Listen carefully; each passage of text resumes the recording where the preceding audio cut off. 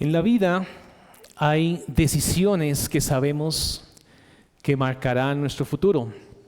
Elegir bien la persona con quien nos vamos a casar, gracias mi hermano, es una decisión y una lección muy importante.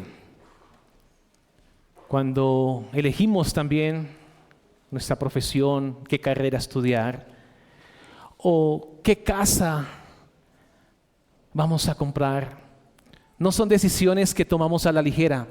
Hay múltiples elecciones en la vida que sabemos que requieren inversiones bastante grandes, requieren tiempo, reflexión, un compromiso. Una mala decisión, una mala elección puede costarnos años de dolor, años de tristeza, pero una buena elección trae bendición y trae estabilidad por mucho tiempo. El término elección se refiere al acto soberano y eterno de Dios por el cual Él en su gracia y para su gloria decidió escoger a un pueblo para sí mismo. No fue un acto impulsivo, sino fue un acto de Dios que fue hecho en su plan eterno. Fue un acto hecho por su sola y santa voluntad. Dice en Efesios, nos escogió en Él antes de la fundación del mundo para que fuésemos santos y sin mancha delante de Él. Cuando llegamos a esta parte de Éxodo, capítulo 5, vemos la elección de Dios en acción. Dios no solamente escoge a Israel para sacarlo de Egipto, sino que lo escoge con el propósito de que le adore y de que le sirva a Él. El mandato que lleva Moisés y que lleva a Aarón a Faraón no es una mera demanda política de liberar a un pueblo, no. Es un llamado de Dios a cumplir el propósito por el cual fueron elegidos. Deja ir a mi pueblo para que celebre la fiesta en el desierto. Ese es el anuncio. Y este mismo principio lo reafirma nuestro Señor Jesús cuando Él dijo: al Señor tu Dios adorarás y a Él solo servirás. O si me permite parafrasearlo, Faraón, al Señor tu Dios adorarás y solo a Él servirás. La elección divina siempre conduce a una adoración exclusiva y a un servicio obediente. El título que le hemos dado a nuestro sermón es Deja ir a mi pueblo. Deja ir a mi pueblo. Y en el sermón vamos a ver 3 puntos. El primero es: su elegido adorará y servirá a Dios. Su elegido adorará y servirá a Dios. El segundo punto que veremos es: su elegido enfrentará resistencia. Su elegido enfrentará resistencia.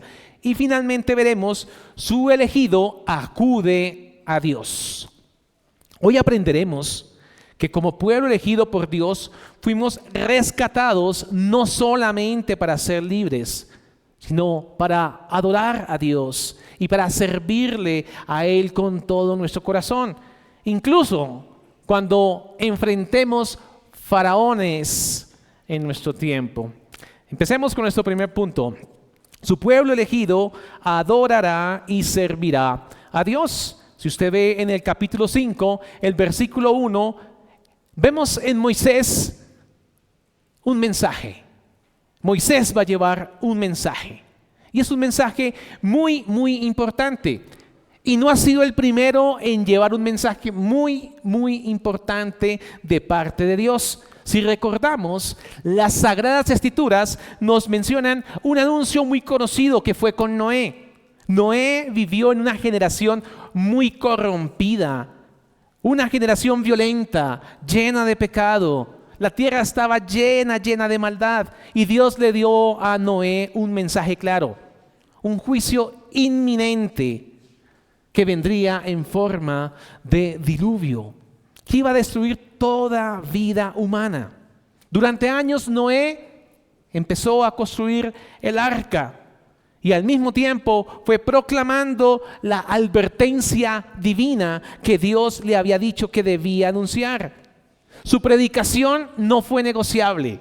Él tenía que dar un mensaje que Dios le había dicho que debía dar. Y tampoco dependía del oyente, tampoco dependía de él. Él simplemente lo que hacía era anunciar el mensaje que Dios le había ordenado. Una orden directa por el Dios soberano. Noé no suavizó la noticia, ni la adaptó para que fuese recibida o para que sonara más agradable a los oídos de sus oyentes. No, la comunicó como Dios se la dijo y punto. Porque la fidelidad en el mensaje estaba la responsabilidad de Noé. En la fidelidad del mensaje, decirlo tal cual como Dios se lo ordenó a decirlo. No estaba en Noé el resultado de lo que ocurriría con ese mensaje. Del mismo modo, Moisés recibió un mensaje claro de parte de Dios. Véalo ahí en el texto bíblico. Deja ir a mi pueblo para que me celebre fiesta en el desierto. Así como Noé anunció el juicio inminente, si el pueblo no respondía, como evidentemente sucedió, Moisés debía comunicar las demandas de Dios ante Faraón. Tenía que advertir la desobediencia. Si no se atiende a ese mensaje, iba a haber serias consecuencias. En ambos casos, tanto en el de Noé como en el de Moisés, no se originó ese mensaje en quien iba a dar el mensaje, en el mensajero. Su mensaje se originó de la boca de Dios. En ambos casos, el objetivo final no era simplemente evitar un castigo, sino era llevar a un pueblo para que reconociera quién es Dios y para que le obedeciera. Miremos el texto bíblico. Dice así el versículo 1. Después Moisés y Aarón entraron en la presencia de Faraón y le dijeron: Jehová, el Dios de Israel, dice así: deja ir a mi pueblo a celebrarme fiesta en el desierto. Y Faraón respondió: ¿quién es Jehová para que yo oiga su voz y deje ir a Israel? Yo no conozco a Jehová, ni tampoco le dejaré ir. Aquí en Éxodo 5 nos presenta que Moisés y Aarón han entrado ante la corte de Faraón. Y entran con un mensaje directo y claro. Así dice el Señor, así lo dice el Señor: deja ir a mi pueblo para que me celebre fiesta. El carácter de este mensaje es inconfundible. No es una sugerencia, no, es una orden que viene de Dios. Los siervos no actúan a nombre propio, sino son embajadores del Altísimo. Y así mismo Moisés, él era vocero de Dios. Su mandato debía seguir lo que Dios había dicho. No había negociación, no había otro tipo de compromiso. Era claro el mandato. Este acto de presentarse ante Faraón no era para nada una tarea fácil para Moisés. El texto resalta que el rey era un rey duro, era un rey cruel. Faraón era cruel hacia Israel. Y lo hemos visto en el texto. Y Dios le había ya anunciado a Moisés con qué corazón se iba a enfrentar. Con un corazón duro como el de Faraón. Aún así, que Moisés sabía cómo era el corazón y cómo iba a ser recibido su mensaje, él obedeció. Moisés y Aarón fueron en obediencia. ¿Esto qué nos recuerda? Que la misión no depende de la predisposición del oyente. No depende que el oyente quiera oír. No, depende de que Dios obre en ese oyente, si es su voluntad. Y quien da el anuncio está en la obligación de darlo como el Señor lo ha dado. Debe ser fiel al mensaje, Como dijo el apóstol Pablo, predica la palabra, insta a tiempo y fuera de tiempo, redarguye, reprende, exhorta con toda paciencia y doctrina. Un detalle notable es que Dios no le ordenó a Moisés exigir de inmediato que saliera completamente el pueblo. No exige una libertad total, no la exigió en ese momento, sino que pidió un viaje de 3 días. Pidió 3 días para que saliera al desierto y adorara a Dios. Esto era una petición razonable, incluso para los estándares paganos de esa época era razonable. Y al rechazarla se iba a revelar o iba a salir a la luz el corazón duro de Faraón. Y este es un principio muy claro. Dios primero expone la injusticia, eleva la injusticia para que vean. Noten la injusticia que hay acá antes de ejecutar el juicio. Primero expone la injusticia antes de ejecutar el juicio. Así que este mensaje inicial no buscaba sorpresas en el faraón, sino quería era poner en evidencia ese corazón malvado. Este mandato divino también revela el propósito de la elección de Israel. No fueron escogidos solamente para que fueran libres, sino para servir y adorar a Dios. En palabras de nuestro Señor Jesús, al Señor tu Dios adorarás y a Él solo servirás. La liberación física de Egipto no tenía ningún sentido simplemente en sacarlos a una libertad y ya. No, toma sentido cuando se les dice van a salir porque su propósito es adorar y servirme. Allí es cuando toma sentido. Pero ¿cuál fue la respuesta de Faraón? La respuesta de Faraón resume su corazón duro e incrédulo. Y véalo en el versículo 2. ¿Quién es Jehová? ¿Quién es Jehová para que yo oiga su voz y deje ir a Israel? Yo no conozco a Jehová. Esto no es simplemente ignorancia, no es la simple ignorancia. Es un rechazo deliberado de Faraón hacia Dios. Esa es la misma respuesta que hoy da el pecador cuando escucha un llamado a que se arrepienta y crea en Cristo. La Escritura dice, ahora manda a todos los hombres y en todo lugar que se arrepienta. Esa es la orden que Dios ha dado. Y el rechazo deliberado trae una consecuencia. Aquí vemos en el texto bíblico el contraste entre el mandato divino y la respuesta humana. Vemos la voz de Dios anunciando un mensaje y vemos la disposición de un oyente o la no disposición de un oyente.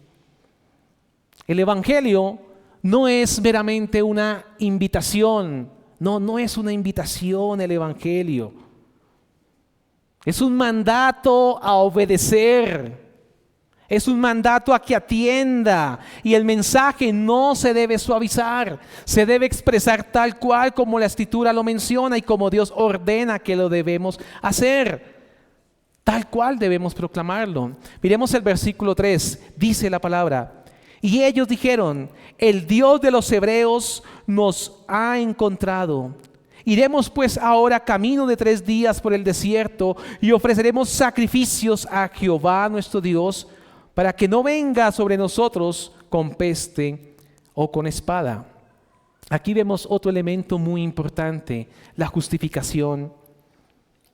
Aquí Moisés está destacando que Israel reconocía que necesitaba ser expiado de su pecado, necesitaba acercarse a Dios por medio de una expiación, porque así como los hebreos necesitaban ir a celebrar la fiesta, primero necesitaba el sacrificio.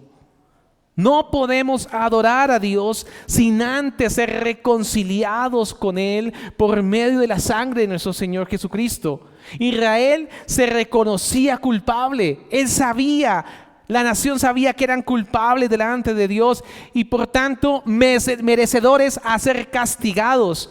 Y la única forma de escapar era mediante la expiación ofrecida. Dios debía ser aplacado. La sangre debía ser derramada. La justicia divina debía ser satisfecha. Solo así y solo así podían reconciliarse con ellos. Pero finalmente, la reacción de Faraón la vemos en los versículos 4 y 5. Entonces, el rey de Egipto les dijo: Moisés y Aarón, ¿por qué hacéis cesar al pueblo de su trabajo? Volved a vuestras tareas. El 5 dice: dijo también Faraón: he aquí el pueblo de la tierra es ahora mucho, y vosotros le hacéis cesar de sus tareas. ¿Qué hizo Faraón? Acusó a Moisés y acusó a Aarón de distraer al pueblo del trabajo. ¿Qué revela esto? Esto revela algo muy importante. Revela cómo el mundo ve la adoración. ¿Y cómo la ve? Como una pérdida de tiempo. Así ve el mundo la adoración, como una pérdida de tiempo. Para el corazón que es esclavo del pecado, el que es esclavo de la maldad, dejar de hacer lo que hace a diario, el afán diario, para buscar a Dios, es algo inútil. Es algo inútil para el pecador. Dejar los quehaceres que llenan su día, abandonar esos quehaceres para ir dizque a adorar a Dios. Para ellos eso no sirve para nada.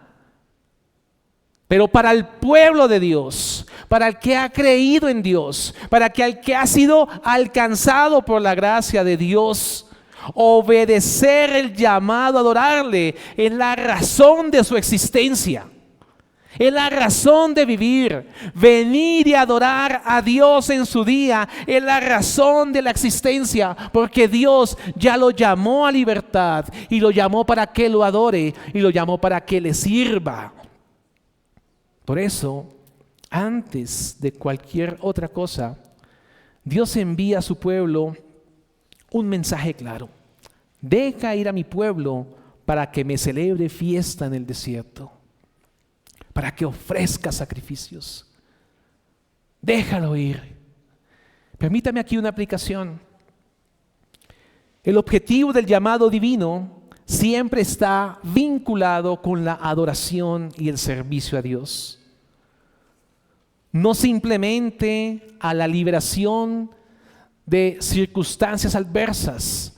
No es simplemente saltarse las circunstancias complejas. No.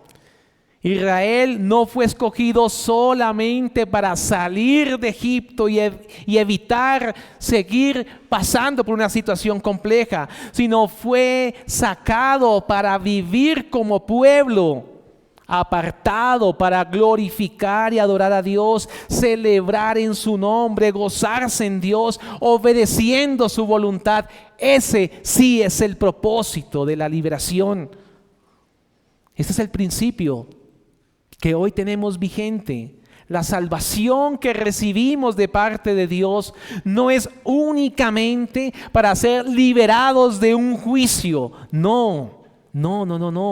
La verdadera libertad que tenemos en Cristo es para que podamos edificar la iglesia y avanzar el reino de los cielos, a hacer su voluntad.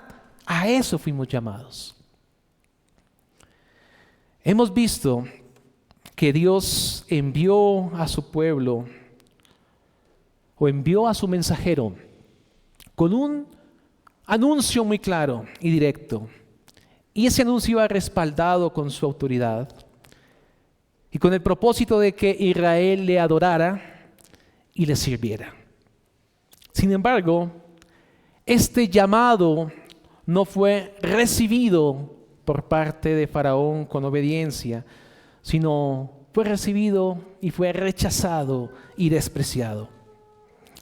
Y es precisamente aquí que la palabra de Dios nos muestra, nos enseña que la fidelidad a Él, la fidelidad a Dios, no siempre abre un camino sin obstáculos. De hecho, muchas veces, en muchas ocasiones, cuando nos acercamos a Dios, la oposición aumenta, se intensifica. Esto nos lleva a nuestro segundo punto. Su pueblo elegido enfrentará resistencias. Su pueblo elegido enfrentará resistencias. Y recordemos algunos ejemplos bíblicos. Cuando Nehemías llegó a Jerusalén, a la misión de reconstruir el templo, no tardó mucho tiempo en levantarse opositores. No se demoró, eso fue muy seguido. Al momento se levantaron opositores, Sanbalat y Tobías. Primero se burlaron, luego amenazaron y finalmente hicieron una conspiración para detener la obra. La obediencia al mandato de Dios. El pueblo iba en obediencia al mandato de Dios, pero esa obediencia al mandato de Dios no eliminó la resistencia que iban a tener, sino que, lo contrario, se incrementó la resistencia. La oposición se intensificó, precisamente porque el pueblo estaba obedeciendo lo que Dios había ordenado. Y lo vemos igual en el Nuevo Testamento, cuando los apóstoles obedecieron a Cristo, proclamando el Evangelio. Las autoridades religiosas los arrestaron, los amenazaron, algunos los ejecutaron, pero les prohibieron predicar en el nombre de nuestro Señor Jesucristo. Esa fue la prohibición que ellos recibieron, pero ellos habían recibido de parte del Señor un anuncio y un mandato muy claro. El Señor resucitado les dijo, deben anunciar el Evangelio. Su obediencia no produjo un reconocimiento público, no, todo lo contrario, tuvieron mayor persecución. Moisés pasó exactamente lo mismo. La misión que Dios le dio provocó una reacción muy violenta por parte de los enemigos. Estos ejemplos nos recuerdan que la fidelidad al Señor no siempre abre caminos fáciles, no siempre. Muchas veces se desata una fuerte oposición.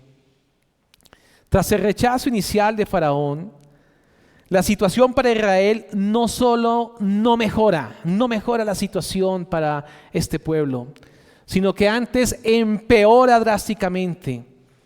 El rey ordena que se les niegue paja necesaria, claro, para su labor, para hacer ladrillos, para que sigan cumpliendo su cuota diaria de los ladrillos. Miremoslos en los versículos del 6 al 8, dice así: y mandó Faraón aquel mismo día a los cuadrilleros del pueblo que lo tenían a su cargo y a sus capataces, diciendo: de aquí en adelante no daréis paja al pueblo para hacer ladrillo, como hasta ahora.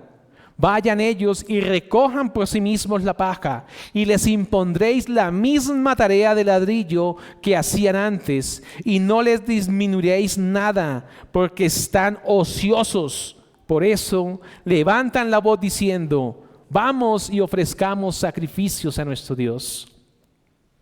En lugar de conceder la adoración a Dios, Faraón incrementa la opresión al pueblo. ¿Qué nos muestra esto? Que cuando una persona comienza a responder al llamamiento de Dios, la oposición está a la puerta. El enemigo suele intensificar allí la oposición. Esta fue la estrategia de Faraón: aumentar la carga a este pueblo para que el pueblo esté demasiado ocupado, atareado, agotado, agobiado, como para que puedan tener la fuerza para atender las palabras de Dios. Dice el versículo 9: agrávese la servidumbre sobre ellos para que se ocupen en ella y no atiendan a palabras mentirosas. Esto no solo es una táctica política, no, es un reflejo espiritual. Llenar la vida con trabajo, llenar la vida con distracciones, llenar la vida con preocupaciones para ahogar ese deseo de buscar a Dios. Nuestro Señor Jesús mismo lo advirtió. Él lo advirtió cuando enseñó la parábola del sembrador, cuando dijo: los afanes de este siglo y el engaño de las riquezas ahogan la palabra y la hacen infructuosa. Aquí vemos también en este relato de la historia con Moisés la reacción de dos grupos, los capataces y los cuadrilleros.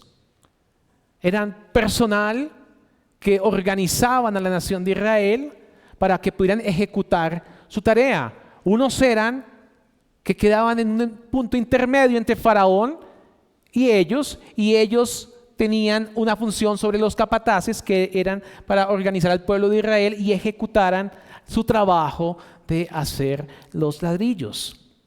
Esos capataces y estos cuadrilleros tuvieron una reaccionaron ante la orden de Faraón. Muestran cómo el corazón humano, nuestro corazón, muchas veces busca primero alivio en los hombres antes que buscar alivio delante del Señor. Versículo 15 y 16 dice así: y los capataces de los hijos de Israel vinieron a Faraón y se quejaron a él, diciendo: ¿por qué lo haces así con tus siervos? No se da paja a tus siervos y con todo nos dicen: haced el ladrillo. Y he aquí tus siervos son azotados y el pueblo tuyo es culpable. Estos hombres, en vez de clamar al Señor, van al faraón para pedirle al faraón compasión, esperando de su opresor que le brindara una solución a su problema. Es vernos a nosotros muchas veces buscando resolver los problemas espirituales con los recursos humanos, mundanos que ofrece una sociedad. El faraón no tiene compasión alguna. Eso debe ser claro. El faraón no tiene compasión alguna sobre ellos. Su respuesta es fría. Su respuesta fue algo así como decirles: ustedes son unos holgazanes. Váyanse a trabajar. Vayan a producir. Hagan el ladrillo. Ustedes no quieren hacer nada. Eso es lo que le quiere decir Faraón. Y lo pueden ver en el versículo 17. Y él respondió: estáis ociosos, sí, ociosos. Y por eso decís: vamos y ofrezcamos sacrificios a Jehová. Id pues ahora y trabajad, no se os dará paja, y habéis de entregar la misma tarea de ladrillo. Esta dureza que muestra aquí Faraón es muy común, es muy típica del amo que es pecador, que ama su pecado. Aquí no hay alivio. Buscándolos a ellos no hay alivio. Es una dureza muy común en los jefes pecadores, que no concede alivio. Y lo peor aún, lo peor, acusa falsamente de ser perezosos. Es como el trabajador que ha hecho todo su trabajo con su mayor esfuerzo, con su mayor empeño en su empresa, en su negocio, en su trabajo, en su oficio, y dedica hasta la noche para hacer un buen trabajo. Y cuando se presenta ante su jefe le dice: eso está mal hecho, eso no es así. Usted no le mete la ficha a su trabajo, usted no se esfuerza. Y el otro sí dejó su último sudor trasnochado. Pero como ese faraón es duro, su respuesta siempre será esa: vaya, trabaje, haga bien su trabajo, esfuércese un poquito más. Ese es el faraón. Este aumento de la opresión pone a prueba la fe. Pero no solamente la fe de Moisés, pone a prueba también la fe del pueblo. El pueblo también es golpeado. Aarón es golpeado. La obediencia a Dios no trajo un alivio inmediato, sino trajo más dolor, más dolor. ¿Qué nos recuerda esto a nosotros como creyentes? Que el camino de la fe no siempre es lineal hacia la victoria. No, no siempre. A veces se pasa por valles profundos, por angustias profundas. Pero esto ya estaba dicho, ya estaba decantado. El apóstol Pedro dijo: amados, no os sorprendáis del fuego de la prueba que os ha sobrevenido, como si alguna cosa extraña os aconteciese.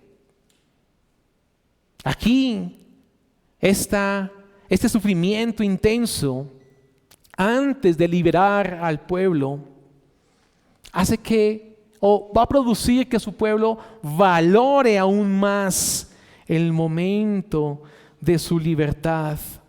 Va a valorar más profundamente la obra de Dios cuando llegue el momento.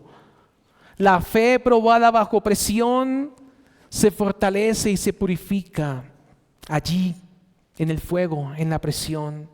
Como el oro se refina en el fuego, así también lo dice el apóstol Pedro. Alguien dijo, abro comillas: obedecer a Dios puede desencadenar una oposición más intensa, porque el enemigo sabe que está perdiendo terreno. Faraón no soportaba la idea de perder a sus esclavos. Satanás no soporta perder almas. Por eso, cuando respondemos al llamado de Dios, debemos estar preparados para enfrentar resistencia, confiando en que el Señor que nos envió también nos sostendrá hasta que cumpla su propósito. Permítanme una aplicación, mis queridos hermanos. No es razonable, no es lógico esperar compasión de aquella persona que aborrece la adoración que ofrecemos al Señor. No es lógico esperar de esa persona compasión hacia usted, hermano creyente, si esa persona odia, aborrece lo que nosotros como pueblo de Dios ofrecemos al Señor. Es como pensar más o menos que un jefe incrédulo con la fábrica a reventar, toda la maquinaria prendida, produciendo, pedidos acumulándose, trabajo a montones, y él no le va a sonreír, querido hermano, querida hermana, y no le va a decir: sí, claro, tómate el día para que vayas a adorar a tu Dios. No, él no lo va a decir. Es ingenuo, es irrisorio, porque la prioridad para él, la prioridad para ese o para esa, no es tu alma. No es tu alma. La prioridad para ese o para esa es su producción, lo que usted puede brindar y darles a ellos. Lo mismo ocurría con Faraón. No le importaba para nada Israel. No le importaba para nada que adoraran al Señor. No, lo que les importaba era que sus ladrillitos siguieran en fabricación. Tienen tiempo. Vamos a quitarles ese tiempito que tienen de más. Permítame aquí 3 ideas importantes en estas aplicaciones. Priorizar la adoración a Dios por encima de cualquier presión laboral. Aunque las demandas de este mundo parezcan muchas veces urgentes, nada es más importante que obedecer el mandato de honrar al Señor con el tiempo, con la vida. No hay nada más importante. Busca primeramente el reino de Dios y su justicia. Si este es el deseo del creyente, hermano o hermana, ese es el deseo de adorar a Dios, invertirle el tiempo y la vida al Señor. Y no puede, pues debe orar. Debe buscar al Señor sinceramente para que el Señor le conceda en su buena voluntad o nuevas puertas laborales o que cambie las circunstancias para que usted con toda libertad pueda cumplir el mandato que Dios ha dado a su pueblo elegido. Permítame una segunda. Trabajar con excelencia. Sí, hay que hacerlo. Pero recordando que el servicio último es a Cristo. Incluso en medio de cargas muy pesadas en el trabajo, mantener la perspectiva clara, que todo lo que hago lo hago para agradar a mi Señor y no a los hombres. De esta manera, todo el esfuerzo diario que hacemos se convierte en un acto también de adoración. Lo hacemos para el Señor y no lo hacemos como esclavitud a los caprichos del faraón. Y una tercera, no caer en la trampa de justificar la desobediencia espiritual por las exigencias del trabajo. Faraón, le voy a dar una noticia para que no nos preocupemos tanto. Faraón siempre tendrá ladrillos que pedir. Siempre tendrá ladrillos que pedir. Hay muchos ladrillos para hacer. Pero si se descuida el día del Señor y la comunión con Él, poco a poco estará cediendo su terreno y la obligación que usted tiene delante del Señor. Es necesario obedecer a Dios antes que a los hombres. El trabajo nunca puede convertirse en un ídolo que robe el lugar que solamente le pertenece a Dios. En este segundo punto hemos observado cómo la respuesta de Faraón fue incrementar la carga y la presión sobre Israel. Esto generó un ambiente difícil, una frustración, un desánimo, tanto a Moisés, a Aarón, al pueblo. Y toda esta combinación junta se hace difícil, insoportable. Pareciera un fracaso. Y es aquí cuando en esa situación tan pesada, Moisés busca a Dios, expresa al Señor su queja y su confusión. Aquí vamos a nuestro tercer punto. Su pueblo elegido acude a Dios. Después de que Faraón ha aumentado esa presión, los capataces israelitas señalaron a Moisés y Aarón. Los señalaron. Mire Jehová sobre vosotros y juzgue, pues nos habéis hecho odiosos delante de Faraón y de sus siervos. Miremos en el versículo 20. Y encontrando a Moisés y a Aarón, que estaban a la vista de ellos cuando salía de la presencia de Faraón, les dijeron, los estaban esperando, ya los habían visto. A Moisés y a Aarón, ya los habían visto. Están haciéndole a la espera para hacerle el señalamiento, para clavar el puñal, para herir al siervo de Dios, para causarle incomodidad. Les dijeron, mire Jehová sobre vosotros y juzgue, pues nos habéis hecho abominables delante de Faraón y de sus siervos, pidiéndoles la espada en la mano para que nos maten. Entonces Moisés se volvió a Jehová y dijo, ya lo veremos. Esto era un golpe doloroso para Moisés, porque la oposición que esperaban del Faraón estaba clara. Esa ya se sabía que iba a pasar. De esa estaban preparados. De esa oposición estaban dispuestos a resistirla, porque ya el Señor le había dicho que iba a endurecer el corazón de Faraón. Pero para la que no estaban preparados, era para que su mismo pueblo le hiciera tal señalamiento. Esta es una de las pruebas más difíciles para el siervo de Dios, para Moisés. Recibir la crítica y el rechazo de sus propios hermanos. El señalamiento de sus propios hermanos fue devastador, dolió mucho. Este momento refleja lo que el mismo Jesús experimentó.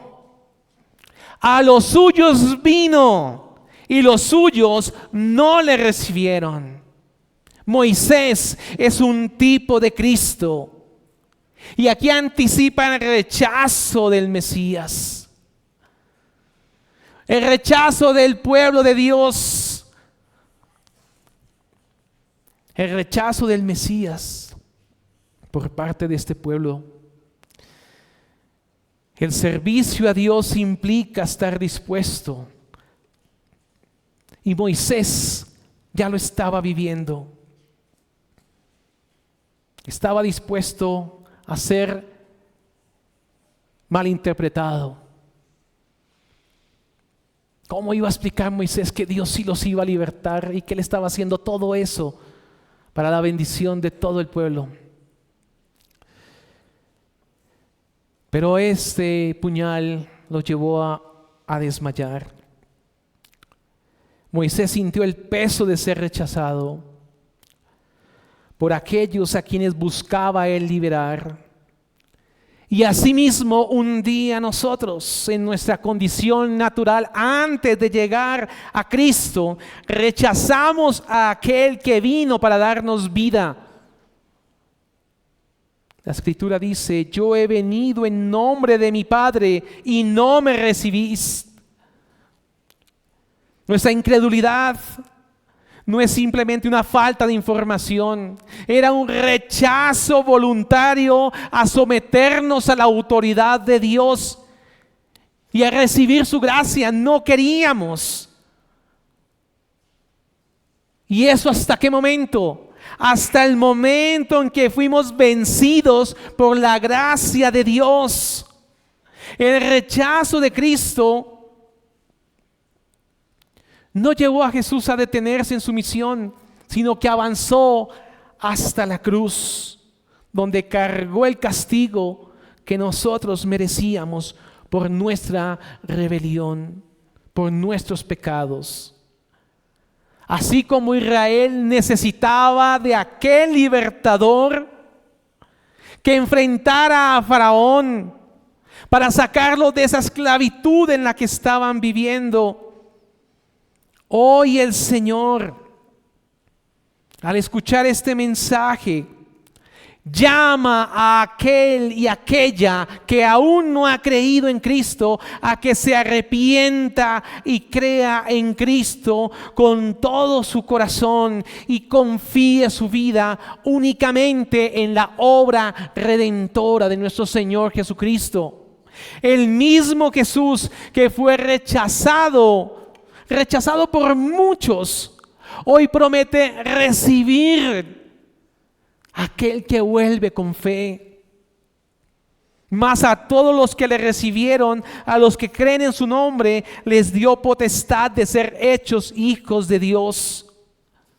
Amigo, amiga, no deje que la dureza del corazón le mantenga esclavo al pecado, le mantenga esclavo a la maldad. En esta proclamación del Evangelio es un anuncio a arrepentirse y a confiar en Cristo para comenzar a vivir como parte del pueblo de Dios que le adora y que le sirve. En este contexto, Moisés se vuelve al Señor y presenta su queja. Dice el texto: Señor, ¿por qué afliges a este pueblo? ¿Para qué me enviaste? Aunque fue correcto que acudiera a Dios, los comentaristas bíblicos indican que la forma en que lo hizo no fue apropiada, revelando la impaciencia, la incredulidad. Esto nos muestra que aún los siervos más fieles se pueden desanimar, pueden cuestionar el plan divino por no ver los resultados de manera inmediata, que parecieran contradecir la misión. La aparente falta de respuesta de Dios no significa que su plan haya fallado. Cuando Israel clamó bajo esa presión en Egipto, Dios envió a Moisés con el mensaje de la liberación. Las cosas no mejoraron de inmediato, sino que empeoraron, como lo acabamos de ver. El retraso en la liberación tenía un propósito definido por parte del Señor: permitir que Faraón manifestara completamente todo lo que había en su corazón, toda la maldad. La demora buscaba eso, porque Dios no juzga cuando la maldad no se ha visto. Vean la maldad de este hombre antes de que reciba su juicio, y la quiso destacar. Muestra también la paciencia de Dios antes de ejecutar el juicio. Pero también para Israel buscaba humillarlo para que valore más cuando llegue el momento de ser rescatado. Para Israel también esa demora le iba a ser de beneficio. Esa demora le iba a servir también. Así aprendemos nosotros que las demoras divinas que vienen de parte del Señor no son fruto del descuido del Señor.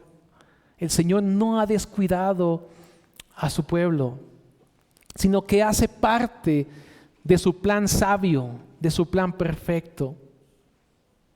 El Señor siempre tiene una buena razón para demorar.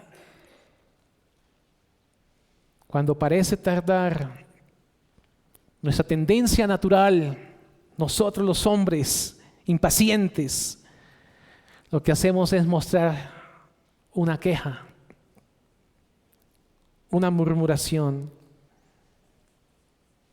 tal vez por la tardanza,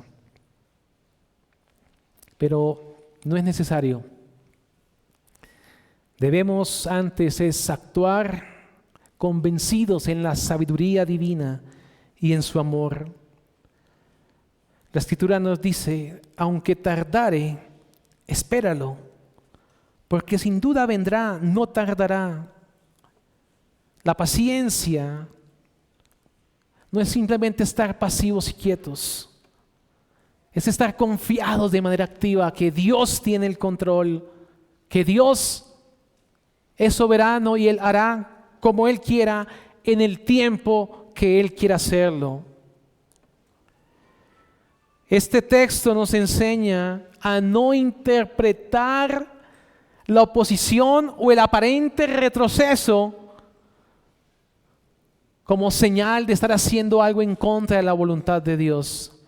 Moisés estaba diciendo y haciendo exactamente lo que Dios le dijo que debía hacer y que debía decir. Así que estaba haciendo la voluntad de Dios.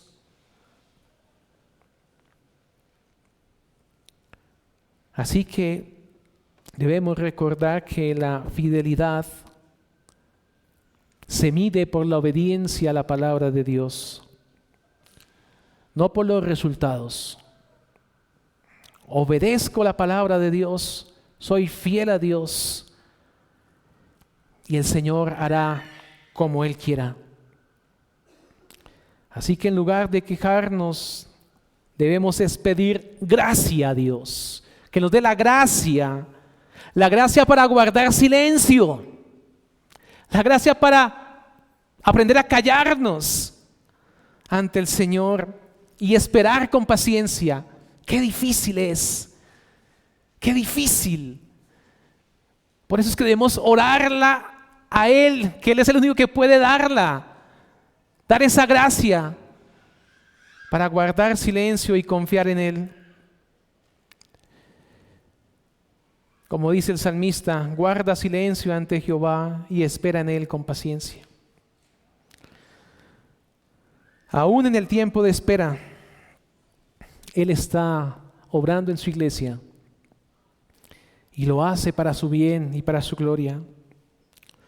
La historia de Israel en Egipto nos asegura que Dios no se olvida de su pueblo.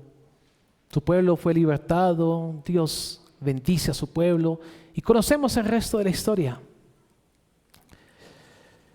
Pero en esta parte de la historia vemos que dolió mucho para él. Y cuanto más aprendemos a esperar y a confiar en Él, mayor será la gratitud, mayor será el gozo, mayor será la adoración cuando la bendición de Dios se haga manifiesta. Y quiero finalizar con esto. El pasaje de Éxodo 5 nos muestra que el propósito final de Dios al libertar a Israel no era solamente sacarlo de la esclavitud de Egipto, ni entregarle la tierra prometida, sino era conducirlo de la mano a que viviera en comunión con Él, a que viviera en adoración a Él, en servicio a Él. Así que, hermanos, esforcémonos en una vida de adoración y de servicio a Dios. ¿Y cómo lo demostramos? En la edificación de su iglesia y el avance del reino de los cielos. Oremos. Padre Celestial, acudimos a ti en los méritos de Cristo Jesús. Te damos gracias por el mensaje del Evangelio que ha sido proclamado. Nos enseñas que solamente a ti debemos adorar y servirte. Al Señor tu Dios adorarás y a Él solo servirás. Ayúdanos, Señor, a nosotros como pueblo tuyo, a adorarte y a servirte como tú demandas que debemos hacerlo, Danos la gracia para resistir los tiempos de oposición. Te pedimos, Señor, que tú fortalezcas cada creyente, que cada creyente en el momento de la prueba pueda acudir a ti y confiar en ti, Señor. Quieras tú dar la gracia a tu pueblo y la madurez. Te pedimos por los que aún no han creído, Señor, para que la exposición del Evangelio impacte sus almas. Te pedimos, bendito Salvador, quieras tú llamarlos y unirlos a tu pueblo. Te damos a ti la gloria, Padre, en los méritos de Cristo Jesús. Amén.